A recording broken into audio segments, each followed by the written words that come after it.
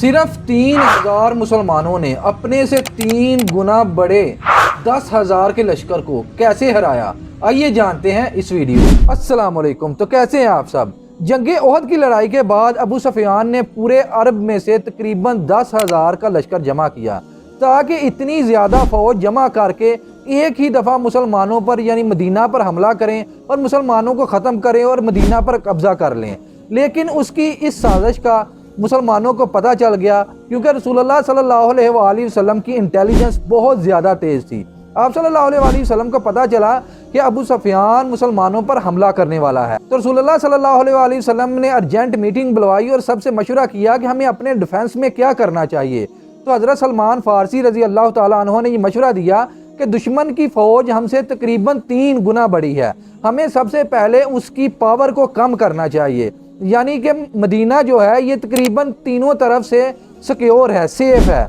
एक तरफ मदीना की नॉर्दर्न एरिया ऐसा है जो खुला है, वहाँ हमें खंदक खोदनी चाहिए ताकि दुश्मन की फ़ौज उस खंदक से आगे ना बढ़ सके और हम आसानी से दुश्मन का मुकाबला कर सकें। तो सब मुसलमानों को रसूलुल्लाह समेत सबको ये मशवरा बहुत ज़्यादा पसंद आया। तो हज़रत सलमान फ़ारसी रज़ी अल्लाह ताला अन्हु के मशवरे के मुताबिक खंदक पर फौरी काम शुरू कर दिया गया। वो खंदक भी कोई छोटी मोटी खंदक नहीं थी, खंदक थी तकरीबन 6 किलोमीटर लंबी। और मुसलमानों में से ज़्यादातर उस वक्त अक्सर लोग जो थे वो फाके में थे, यानी कि बहुत ज़्यादा भूख का सामना था और अक्सर सहाबा ने पेट पर पत्थर बांधे हुए थे। और जब एक सहाबी ने रसूलुल्लाह सल्लल्लाहु अलैहि वसल्लम को ये पत्थर दिखाया कि या रसूलुल्लाह सल्लल्लाहु अलैहि वसल्लम मैंने अपने भूख की वजह से पत्थर बांधा हुआ है पेट पर, तो आप सल्लल्लाहु अलैहि वसल्लम ने दिखाया कि मैंने 2 पत्थर बांधे हुए हैं, यानी कि इस तरह का आलम था। तो फिर भी मुसलमानों ने ईमान के जज्बे की वजह से खंदक खोदना शुरू कर दी। लेकिन उस खंदक खोदने के दौरान मुसलमानों को बहुत ज़्यादा मसला आ रहा था। एक दफ़ा इतना बड़ा पत्थर आ गया कि वो टूट ही नहीं रहा था। तो सहाबा कराम रसूलुल्लाह सल्लल्लाहु अलैहि वसल्लम के पास गए और फरमाया कि या रसूलुल्लाह सल्लल्लाहु अलैहि वसल्लम ये पत्थर नहीं टूट रहा। तो रसूलुल्लाह सल्लल्लाहु अलैहि वसल्लम ने खुद ज़रब लगाई। इस दौरान सहाबा कराम ने बहुत ज़्यादा मौज़े देखे। रसूलुल्लाह सल्लल्लाहु अलैहि वसल्लम ने जब ज़रब लगाई तो आप सल्लल्लाहु अलैहि वसल्लम ने सहाबा कराम को ये खुशखबरी सुनाई कि मुसलमान रूम को फतह करेंगे।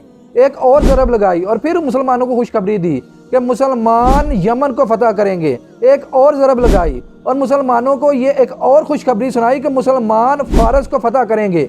इसके बाद रसूलुल्लाह सल्लल्लाहु अलैहि वसल्लम ने एक और ज़रब लगाई और उस पत्थर को रसूलुल्लाह सल्लल्लाहु अलैहि वसल्लम ने तोड़ दिया, वो छोटे छोटे पत्थरों में बट गया। तो फिर इस तरह खंदक की खुदाई मुकम्मल हुई। जब कुफ़ार का लश्कर मैदान जंग में पहुंचा तो वो मुसलमानों की इस स्ट्रेटजी को देखकर हक्का बक्का रह गया कि मुसलमानों ने इस कदर हिकमत अमली की है कि वो इन चीज़ों से सरप्राइज़ हो गया और उसे बिल आखिर खंदक के बाहर यानी कि मदीना के बाहर ही पड़ाव डालना पड़ा। कुफार के लश्कर ने मदीना से बाहर पड़ाव तो डाल लिया लेकिन वो खंदक क्रॉस करने की कोशिश करते रहते थे।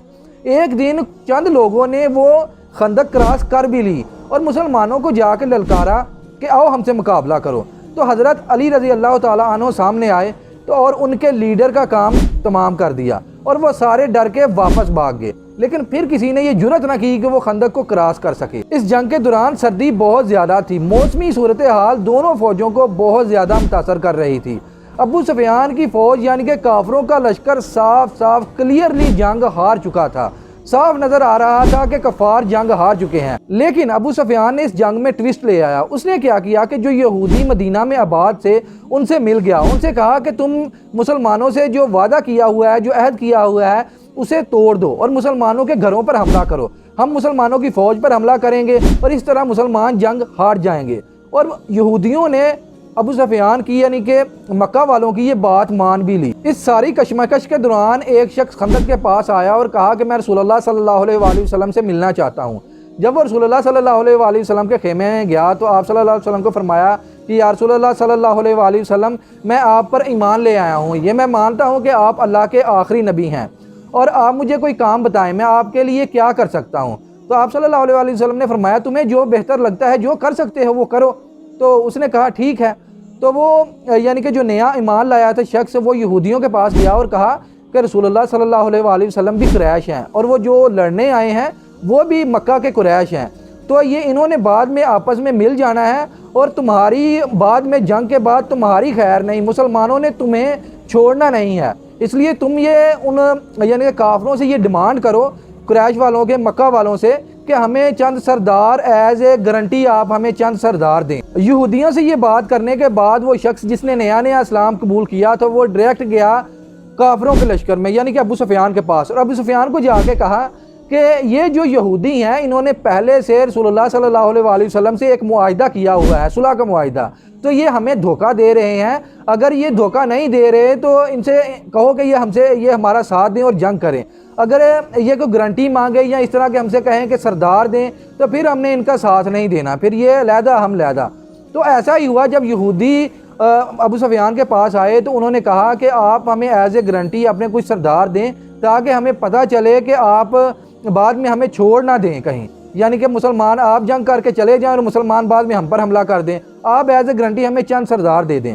تو ابو سفیان نے صاف منع کر دیا۔ یہ تو واقعی وہی بات ہوئی جو آپ نے کی تھی کہ انہوں نے تو ڈیمانڈ کر دی کہ ہمیں چند لوگ دو، تو یہ تو قتل کر دیں گے ہمارے لوگوں کو، ہمارے سرداروں کو، ہم تو نہیں سردار دیں گے، آپ نے لڑنا ہے لڑو، نہیں لڑنا نہ لڑو۔ اس ساری بات چیت کی وجہ سے مدینہ کے جو یہودی تھے وہ پیچھے ہٹ گئے اور کفار مکہ اکیلے رہ گئے۔ وہ تقریباً 1 مہینے کے قریب عرصہ ہو گیا تھا ان کو وہاں پڑاؤ ڈالے ہوئے، تو موسم کی شدت بھی بہت زیادہ تھی اور مدینہ والے بھی ان کو چھوڑ گئے تھے، وہ اکیلے رہ گئے تھے۔ اوپر سے مٹی کا طوفان آ گیا جس کی وجہ سے ان کے خیموں میں آگ لگ گئی اور وہ سارے بھاگ گئے، وہ یعنی کہ مکہ واپس بھاگ گئے۔ اس طرح مسلمانوں کی چھوٹی سی فوج نے تقریباً 10,000 کے لشکر کو بغیر جنگ لڑے جنگ ہرا دی اور اللہ تعالیٰ نے مسلمانوں کو فتح دی، اور اس طرح اللہ تعالیٰ نے کفار کا غرور خاک میں ملایا، جو انہیں اپنی تعداد زیادہ ہونے کی وجہ سے غرور تھا۔ اللہ تعالیٰ نے ایک چھوٹی سی فوج سے ان کا غرور خاک میں ملایا اور مسلمانوں کو فتح یاب کیا۔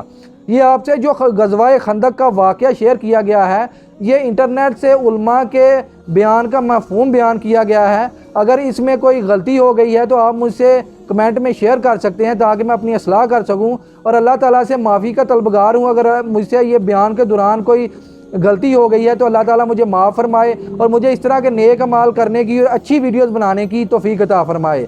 ملتے ہیں انشاءاللہ تعالیٰ نیکسٹ ویڈیو میں، تب تک کے لیے اللہ حافظ۔